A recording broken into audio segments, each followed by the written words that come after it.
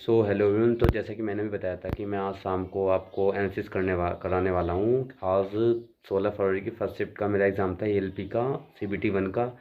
और एग्ज़ाम काफ़ी अच्छा गया है। जैसे कि मैंने थोड़ा शॉर्ट वीडियो डाली थी कि ऐसे ऐसा एग्ज़ाम आया, ये क्वेश्चंस आए हैं। तो अभी मैं मैथ्स की वीडियो का एनालिसिस करने वाला हूँ कि मैथ के कैसे कैसे क्वेश्चंस थे और अपकमिंग शिफ्ट्स में आपको क्या चीज़ें याद रखनी है जिससे आप अच्छा परफॉर्म कर पाओ। तो अभी फ़िलहाल मैं मैथ्स की वीडियो का एनालिसिस करा रहा हूँ। एंड आफ्टर डैट इस वीडियो पे अगर आपका रेस्पॉन्स अच्छा रहेगा, कमेंट्स आएंगे आपकी कि एनालिसिस करा दो या लाइक्स वगैरह वीडियो शेयर करोगे आप, तो मैं आपको नेक्स्ट वीडियो में रीजनिंग का भी करा दूंगा शाम तक। आज पक्का हो जाएगा अगर रेस्पॉन्स इस वीडियो पे अच्छा आता है। तो चलिए अब ज़्यादा टाइम वेस्ट नहीं करते हुए हम स्टार्ट करते हैं कि मैथ्स में कैसे कैसे क्वेश्चंस आए थे और आप क्या क्वेश्चंस तैयार कर सकते हो जिससे आपको थोड़ा बहुत एडवांटेज मिल सके उन सभी चीज़ों का। Hello everyone. तो आज हम बात कर लेते हैं मैथ्स की शिफ्ट के बारे में कि मैथ्स के हमारे कैसे कैसे क्वेश्चंस थे।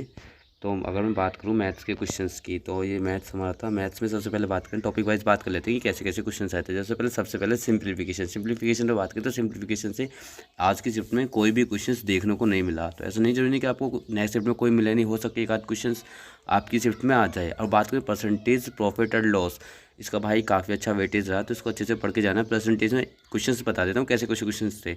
सबसे पहले मैं बात कर देता हूँ परसेंटेज से। क्वेश्चन था एक वृद्धि वाला, जैसे कि उसमें दिया था कि कौन सा 10% के साथ कौन सी वृद्धि जोड़ें हम जो अप्रोक्स आपके 20% के इक्वल हो। आप ऑप्शन में थे 9, 10, 1, 12 ऐसे करके ऑप्शन थे। तो आप अगर लगाओगे x+y+xy/100 तो सीधा 9 से बन जाएगा। उसमें अप्रोक्सीमेट में पूछा था, वो बन जाएगा आपका 19.9, और जो कि अप्रोक्सीमेट 20% के अप्रोक्स ही होता है। तो ये अप्रोक्सीमेट में पूछा था, ये वाला क्वेश्चन हो गया था। एंड आफ्टर डेट बात करूँ उसके बाद एक क्वेश्चन था आपका, एक क्वेश्चन नहीं दो क्वेश्चन थे इनकम एक्सपेंडिचर से। एक तो सीधा सीधा माइनस करता जा रहा था, एक्स में वैल्यू था, एक कैलकुलेटिव था। इसमें इनकम एक्सपेंडिचर वाले में एक तो कैलकुलेटिव था आपका और एक था इजी कि इतने इनकम कर रहा है। वो सीधा सीधा नहीं पूछा था कि उसकी मंथली इनकम दी थी कि मंथली सेविंग दी थी उसकी, कि मंथली सेविंग उसकी इतनी है और उसका एक्सपेंडिचर खर्चा जो है वो 20% इस पे, 10% इस पे, 10% इस पे, तो 40% की वैल्यू आप निकाल दोगे कि 40% तो उसने खर्च कराया और वो खर्च की वैल्यू दी थी, उससे उनकी इनकम आ जाएगी मंथली। उस मंथली को आप टोटली 12 से मल्टीप्लाई करके ईयर का पर ईयर उसकी इनकम निकाल सकते हो। ये इनकम एक्सपेंडिचर से एक ऐसा था, और एक थोड़ा एक्स मान के कैलकुलेटिव था कि उसने इसको इतने परसेंट पे बेचा, फिर उसको इतने परसेंट की हानि हुई। ये क्वेश्चन था। एंड आप बात करो नीचे डिस्काउंट CPSP से भी क्वेश्चन थे। CPSP से इस तरीके से कि एक व्यक्ति जो है 40% डिस्काउंट दे रहा है, 40% डिस्काउंट दे रहा है और प्लस में कि कुछ हाई परसेंट इतने परसेंट उस पर मार्क प्राइस उसका बढ़ा रहा है, यानी कि CP और MRP का रेशो बन जा रहा था। और इस इतने पे बेचने पे भी उसे 41% का प्रॉफिट हो रहा है। इस तरीके से भी क्वेश्चंस थे। एक क्वेश्चन इस तरीके से था और एक और क्वेश्चन थोड़ा अलग तरीके था, वो भी अच्छा क्वेश्चन था। उस क्वेश्चन को करने को लिए तो मेरा भी टाइम नहीं बचा था, मैं आपको सही बताऊं, क्योंकि मैंने भी खुद मैथ्स में कितने करे थे। मैथ्स में ही छुटे थे, 3 क्वेश्चन छूट गए थे क्योंकि मेरी काफ़ी टाइम से भाई प्रैक्टिस नहीं थी। तो प्रैक्टिस कितना प्रैक्टिस मेक से मैन परफेक्ट, मेरे टोटल 70 क्वेश्चन हुए थे। 70 में से मेरे 3 क्वेश्चन तो मैथ के छूट गए थे और 2 क्वेश्चन मैंने साइंस में छोड़े थे, क्योंकि साइंस में 8 क्वेश्चन थे अप्रोक्सीमेट। 8 में से 2 मैंने छेड़ ही नहीं थे, क्योंकि जो मुझ पर नहीं आते थे वो मैंने बिल्कुल भी नहीं करे थे, इस बार टच नहीं करा था।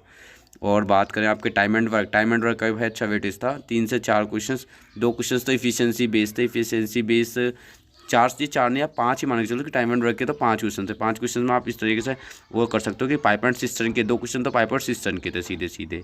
और एक था कि A+B एक काम को इतने दिन में कर रहे हैं, A+B, B+C इतने दिन में कर रहे हैं, और A+B+C इतने दिन में कर रहे हैं। तो इन तीनों को निकाल के उसमें पूछा था कि B अकेले इस काम को कितने दिन में कर लेगा। तो ये इजी था, ये वाला क्वेश्चन ये वाला हो गया था।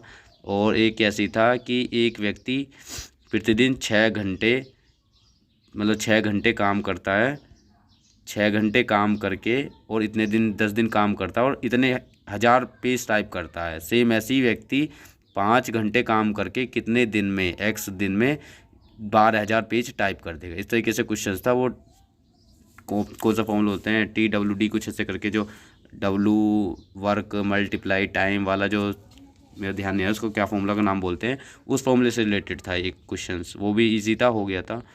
तो टाइम एंड वर्क के भी इजी क्वेश्चंस थे। अब बात करें टाइम स्पीड डिस्टेंस से भाई एक क्वेश्चन काफ़ी अच्छा था, वो मेरा छोटा था क्योंकि उसमें दो क्वेश्चन बनानी थी कि एक ट्रेन की लेंथ इतनी है, एक 450 मीटर लंबी ट्रेन है और एक 250 मीटर लंबी ट्रेन है, वे आपस में जा रही हैं, कितने सेकंड में वो एक पोल को पार कर रही है, कोई अदर ट्रेन है वो इतने मीटर लंबी है तो वो दूसरी ट्रेन को आपस में मतलब कितने टाइम में पार कर लेंगे। वो उसमें दो इक्वेशन बननी थी, टाइम टेकन क्वेश्चन था तो मैंने स्किप कर दिया था फर्स्ट टाइम में, और लास्ट टाइम पे फिर मेरा टाइम नहीं बचा इतना करने का उस क्वेश्चन को, तो मैंने छोड़ दिया था। तो भाई इसमें सबसे अच्छा जिसकी स्कीपिंग एबिलिटी जितनी अच्छी होगी ना उतना अच्छा पेपर को अटैम्प्ट कर पाओगे आप। जो भी आपको डिफिकल्ट क्वेश्चन लगे तो फर्स्ट टाइम में स्किप करके जाना है, बिल्कुल भी टच नहीं करना है। कभी आप स्टार्टिंग में लगे रहो तो लास्ट तक नहीं पहुंच पाओगे। मैं अपनी बता दूं, मेरे टाइम में बता रहा हूँ, मेरी 12 मिनट बच गई थी जब मैंने मतलब पहले फर्स्ट टाइम में पेपर अटैम्प्ट कर दिया था। लेकिन मैं उस फर्स्ट टाइम में अटैम्प्ट करने में 60 क्वेश्चन ही हुए थे, 15 रह रहे थे, 15 में से 5 तो मेरे छूटे हैं, तो उन 11 मिनट में मेरे 10 क्वेश्चन हुए थे जो मतलब डिफ़िकल्ट थे, जो आप अपने तरीके से और करना। लेकिन ये नहीं कि एक क्वेश्चन पे स्टक हो जाओ, स्टक नहीं होना है, क्योंकि क्वेश्चन पे जो आ रहे हैं सीधे सीधे करते जाओ। टाइम स्पीड डिस्टेंस का एक क्वेश्चन सी हो गया। एक क्वेश्चन टाइम स्पीड डिस्टेंस में एक बोट से था, बोट जो है मतलब x+y दी थी, दिशा में चाल जो है उसकी x+y आई थिंक 9 थी, और उसकी दी थी विपरीत दिशा में x-y दी थी, वो 3 दी थी। तो उसने पूछी थी बोट की चाल x की, तो x की चाल निकालते 9 3 12 12 का 6, यानी कि 6 किलोमीटर पर घंटा इसकी चाल थी। एक ये क्वेश्चन था। एंड आपका एक और था, एक और कोई क्वेश्चन था टाइम स्पीड से, वो ध्यान नहीं आ रहा है मुझे, माइंड से स्टक हो रहा है, बाकी वो भी करने लायक क्वेश्चन था। बाकी बात करें मेंसुरेशन का भी भाई अच्छा वेटेज था। 2D का तो एक ही क्वेश्चन था, लेंथ ऑफ आर्क पूछी थी, 2D पूछी थी लेंथ ऑफ आर्क यानी कि एल वाला, उसमें 2πr(θ/360)। इस फॉर्मूले को याद करके जाना इस क्वेश्चन से, इस फॉर्मूले से हो सकता है कि एक ना एक क्वेश्चन आपके शिफ्ट में फंस जाए। लेंथ ऑफ आर्क जब भी निकालनी हो तो उसकी त्रिज्या दी होगी, व्यास दिया हो तो त्रिज्या निकाल लेना, एंगल दिया होगा थीटा तो चाप की लंबाई पूछेगा कि चाप की लंबाई क्या है। इस वाले फॉर्मूले से आप इजीली निकाल लोगे। उसमें आई थी 44/7 मेरे पेपर में आई थी, उसका जो लेंथ निकल कर आई थी वो 40 क्योंकि थीटा दिया था 60 डिग्री, और ये आर दिया था आपका, आर कितना हो जाएगा 22/7, इससे सीधे सीधा कट गया, मतलब 44/7 आया था इसका आंसर लेंथ ऑफ आर की। और आप बात करें उसमें एक क्वेश्चन उससे था आपका बेलन का क्वेश्चन था कि इसका बेलन का वो दिया है πr इसका आर दी थी और एच दी थी, तो सीधा बेलन का आयतन निकालना था। इजीली ये भी हो गया था, लेकिन डाटा थोड़ा कैलकुलेटिव था, लास्ट डिजिट देख के मैंने कर दिया था, ये भी हो गया था। एंड आपका एक क्वेश्चन उससे था कौन से शंकु का एक क्वेश्चन था, अच्छा क्वेश्चन था उस, वो भी काफ़ी टाइम टेकन था, बट मैं लास्ट टाइम पे हो गया था वो। उसमें ऐसा था कि मतलब कोई कपड़ा है, उस कपड़े से आप सपोज़ उसकी रेडियस दी थी कोन की, और कोन की हाइट दी थी, कोन की रेडियस दी थी, कोन की हाइट दी थी, उसके इक्वल टू में हमें इस क्षेत्रफल वाले कपड़े से हमें कितना कपड़ा लेना चाहिए, इतने कुछ मीटर चौड़ाई का कितना कपड़ा लें ताकि इसका जो है ये पूरा तंबू जो है कैनवास जो है अच्छे से बन पाए। ये वाला क्वेश्चन था, तो इसके एरिया को इसके इक्वल रखना था, इसमें ये वाला क्वेश्चन था। इस वाले क्वेश्चन को भी एक बार देख लेना। बाकी टाइम लिया था, ये भी थोड़ा टाइम टेकन था क्वेश्चन, मतलब क्वेश्चन टाइम टेकन आ रहे हैं। अगर आप फर्स्ट टाइम में सोचोगे कि पहली बार में ही कर दूँ तो आपसे नहीं होगा। अगर बात करें SCF वाले क्वेश्चंस की, SCF में था आपका SCF भी अच्छा क्वेश्चन था। SCF से था कि 0.9 इसका SCF नहीं था, सॉरी इसमें LCM निकालना था, LCM ऑफ 0.9 0.3.7 0.54। तो LCM निकालने के लिए आपको सीधे सीधा क्या करना है, सबसे पहले जितने पॉइंट है सीधे सीधे तोड़ लो। 0.9 है तो इसे 9/10 कर लो, यानी कि नीचे ऊपर सिंगल डिजिट बनाओ। 3.7 है तो 37/10 कर दो, और इसे भी इक्वल बना लो। इसके लिए आपको क्या करना है, जो 54 को इसमें 2 जीरो लगे तो नीचे सब में 2 जीरो, 90/10 हो गया, ये 37/10 हो गया, और ये 54/100 हो गया। ऊपर का एलसीएम निकालना है, ऊपर वालों का नीचे का निकालना है, और डिवाइड कर देना है सीधे सीधे, जितना है वही आपका एलसीएम हो जाएगा। इसमें आप फॉर्मूला होता है ना कि जैसे लय से निकालना है तो भिन्न अंश, अगर लय से निकालते तो हम अंश का लय से अपॉन हर का मैस है, यानी कि जो भी चीज़ निकालनी हो वो अंश में निकालते हैं पहले। जो भी चीज़ जैसे एलसीएम निकालना है तो अंश का लय से होना चाहिए और हर का मैस है। अगर इसका मैस से निकालना होता तो हम अंश का मैस से निकालते और हर का लय से। ये बेसिकली छोटी क्लास का क्वेश्चन था, अगर आपने फॉर्मूला पढ़ा होगा थोड़ा बहुत आप इजीली टैकल कर पाओगे इस क्वेश्चंस को। और बाकी पार्टनरशिप, भाई पार्टनरशिप का भी अच्छा खासा वेटेज था।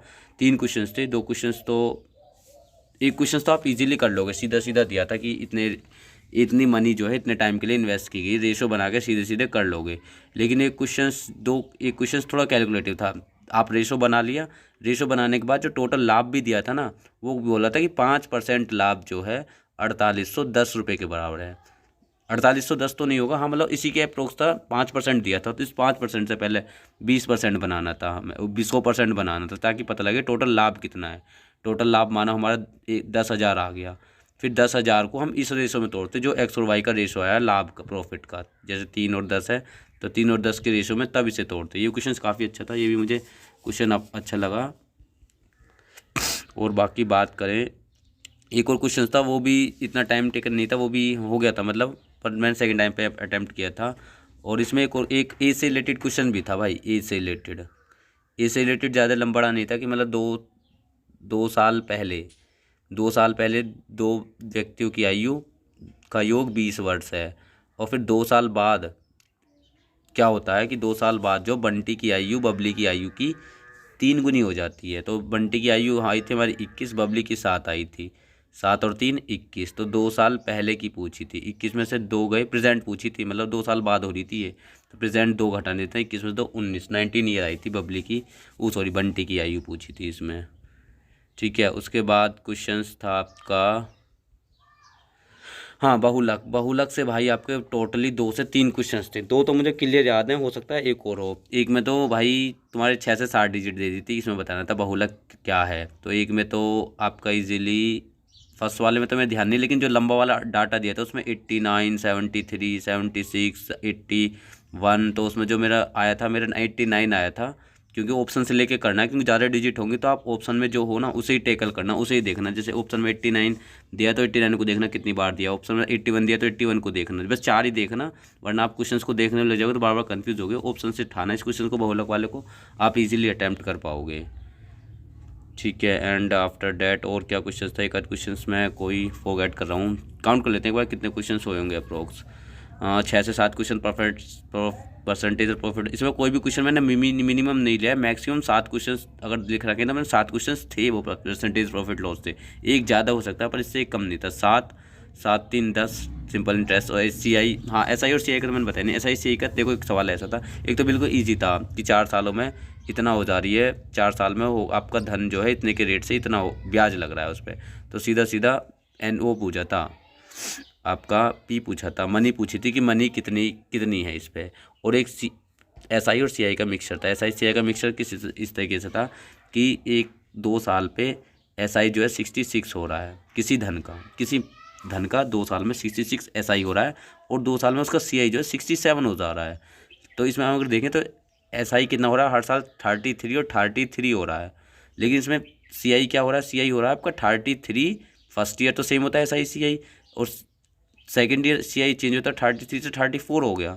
तो इंटरेस्ट किस पे लगा, 33 पे 1 बढ़ गया, 33 पे 1 बढ़ा, तो इंटरेस्ट कितना हुआ 3 होल 1/3, यानी कि परसेंटेज क्या हुई इसका, परसेंटेज जो रेट क्या हुआ 3 होल 1/3, 3 होल 1/3। तो इसमें धन पूछा था, इस परसेंटेज से धन जो है ब्याज जो है मतलब कितने रुपए पे है ये। तो उसमें जो है ऑप्शन से आप देखोगे तो ऑप्शन 1089, वो 39 से एक ही कटने वाला ऑप्शन था, बाकी ऑप्शन क्लोज में थे 1084। अगर आप इसे करने लगते तो बहुत टाइम लग जाता, लेकिन अब आपको थोड़ा सा ही पता होगा कि 33 का स्क्वायर होता है 1089, तो इसी से बन सकता है। तो सीधा सीधा क्वेश्चन इसी पे एलिमिनेट कर देते। यहाँ पे थोड़ा माइंड का गेम होता है, माइंड की आप माइंड कितना अच्छा टैकल कर पा रहे हो। 1089 से क्योंकि 33 का स्क्वायर होता है तो सीधा सीधा पहुँच गया था मैं कि 1089 होगा। ये वाला क्वेश्चन मुझे अच्छा लगा CI का। और एक और क्वेश्चन था SI का, वो भी ज़्यादा टफ नहीं था, ईजी था। तो यही था भाई ओवरऑल मैथ्स का। देख लेता हूँ अगर एक और कोई माइंड से स्टक हो रहा हो। सिंप्लीफिकेशन, साइड इंडिसेस कुछ नहीं था। बाकी 2D के फॉर्मूले रिवाइज कर जाना भाई, 2D के फॉर्मूले ज़रूर आ रहे हैं। 2D से लेंथ ऑफ आर्क हो गया, ये ज़रूर आएगा आपका। TSD जो है बोर्ड से भी देख जाना। टाइम, अब ऐसा तो है नहीं कि आप टाइम स्पीड डिस्टेंस के अच्छे क्वेश्चंस कर पाओ, एक आध क्वेश्चन छूट रहा है तो उसे छोड़ देना, क्योंकि उसकी वजह से टाइम आपका ख़राब होगा, उस पर इतना ध्यान मत देना। तो यही था मैथ का ओवरऑल एनालिसिस। मुझे नहीं लगता और कोई क्वेश्चन में से स्किप हुआ है। हम क्वेश्चन काउंट कर देते हैं, टोटल कितने क्वेश्चन हो गए हैं। टोटल क्वेश्चन काउंट करो, 7 7 3 10 10 4 14 3 17 17 4 21 21 1 22, ये LCM था 22 22 और 3 25 3 28। अभी हमारे 28 क्वेश्चन हुए हैं, 28, यानी कि अब भी एक दो एक क्वेश्चन मिस हैं। दो एक क्वेश्चन हो सकता है नहीं होंगे। 28 29 30 के अप्रोक्स क्वेश्चन, 25 प्लस क्वेश्चन तो आ ही नहीं, ये तो पक्का है। 28 प्लस भी हो सकते हैं, 28 29 क्वेश्चन हो सकते हैं। बाकी क्वेश्चन बिल्कुल सेम थे, घबराना नहीं है। आपको एग्जाम देते हो, जो आप फर्स्ट टाइम में कर रहे हो ना, बस उसे ही करके चलना, आप इजीली एग्जाम को कर लोगे। जैसे टाइम एंड वर्क के आपको इजी क्वेश्चन दिखे तो उन्हें देखते ही फर्स्ट टाइम में ही करना है। जो भी आपको परसेंटेज अगर लगे कि आप कर लोगे क्वेश्चंस पे, सबसे मेन बात है कि स्टक नहीं होना। अगर आप स्टक हो गए ना एक क्वेश्चंस पे, तो मैं बता रहा हूँ आप लास्ट टाइम तक 60 पे भी नहीं, 60 क्वेश्चंस पे भी नहीं पहुँच पाओगे। एग्जाम का लेवल इतना अच्छा है कि कभी सोचो कि भाई एग्ज़ाम की कट ऑफ हाई जाएगी, हाई नहीं जाएगी भाई, क्योंकि 60 क्वेश्चंस पे नहीं पहुँच पाओगे। ये है बात सारी। अगर 60 क्वेश्चंस पे भी पहुंच गए ना, बहुत बड़ी बात हो जाएगी। क्योंकि अगर इसके चक्कर में रहेगी, 60 प्लस क्वेश्चंस आपके लिए मतलब अच्छा है कि 60 क्वेश्चन आप 60 क्वेश्चन कर पा रहे हो। क्योंकि 30 और 30 तो वही हो गई, बाकी कट ऑफ तो इसकी वही है, 45 के अप्रोच ही जाएगी। फिर 75 में जिसने 40 से 45 क्वेश्चन कर लिए, तो आप कट ऑफ डिसाइड फैक्टर वहीं होता है। कट ऑफ पे तो बाद में करेंगे। तो भाई यही था मैथ का एनालिसिस। बाकी रीजनिंग का अगर आपको एनालिसिस चाहिए तो भाई कमेंट कर देना। मैं वीडियो पे रेस्पॉन्स अगर अच्छा आएगा ना, तो भाई उसकी कमेंट जरूर करूँगा। अपने दोस्तों को जरूर शेयर करना भाई, जो भी जिसका भी अपकमिंग शिफ्ट्स में एग्ज़ाम है या कल को सुबह को जिसका भी है, तो वीडियो को जरूर शेयर करना। बाकी शाम को मिलते हैं रीजनिंग के एनालिसिस के साथ। बाकी कमेंट कर देना अगर रीजनिंग एनालिसिस भी चाहिए। रीजनिंग के भी बता दूंगा कि क्या टिप्स एंड ट्रिक्स हैं जिससे आप थोड़ा इजीली पेपर को अच्छे से कर पाओ। क्योंकि उसमें बहुत सी चीज़ें ऐसी थी कि आप उसका बिल्कुल स्टार्टिंग से करके चलोगे तो बहुत टाइम लग जाएगा आपको। तो उसकी भी मैं कुछ ट्रिक्स बता दूंगा कि आपको उस क्वेश्चन को किस तरीके से टैकल करना है, उस वाले क्वेश्चन को कैसे देखना है, किस क्वेश्चन को कैसे देखना है। सो थैंक यू भाई वॉचिंग दिस।